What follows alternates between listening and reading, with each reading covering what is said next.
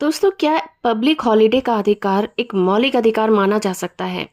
कुछ इसी तरह का सवाल उठा था बॉम्बे हाई कोर्ट में एक याचिका दाखिल की गई थी।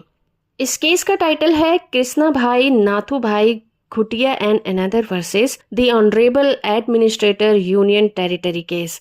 और इस केस की सुनवाई जस्टिस जी.एस. पटेल और जस्टिस मधु जे जामदार की बेंच कर रही थी। मामला था मौलिक अधिकारों से जुड़ा हुआ, जहां पर सवाल था कि जो सरकारी छुट्टियां होती हैं या पब्लिक हॉलीडेज होते हैं, उनको घोषित करना या करवाना क्या पब्लिक का काम है? क्या इसे मौलिक अधिकार का दर्जा दिया जाना चाहिए?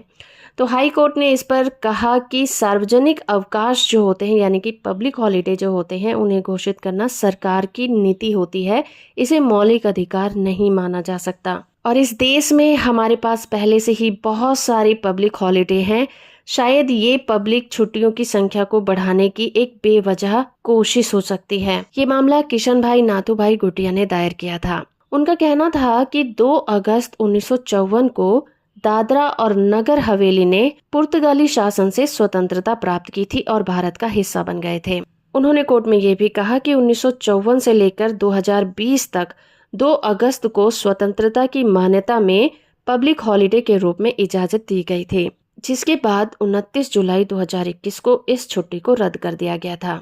उनका कहना ये था कि अगर इसी तरह से एक और तारीख है जो कि 15 अगस्त है, उसे राष्ट्रीय स्वतंत्रता के नाम से जाना जाता है और छुट्टी भी घोषित की जाती है, तो कोई कारण नहीं है कि 2 अगस्त को भी दादरा और नगर हवेली के लिए सार्वजनिक छुट्टी घोषित किया जाना चाहिए। इस पर हाई कोर्ट ने कहा कि किसी भी विशेष दिन को सार्वजनिक छुट्टी घोषित करना या ना घोषित करना ये सरकार की नीति का हिस्सा है। इसे कानूनी रूप से मौलिक अधिकार के रूप में लागू नहीं किया जा सकता, ना ही ये किसी का मौलिक अधिकार है। ये कहकर उनकी याचिका को खारिज कर दिया गया। होप कि ये वीडियो आपको इन्फॉर्मेटिव लगी होगी। वीडियो को लाइक और चैनल को सब्सक्राइब करना बिल्कुल मत भूलिएगा।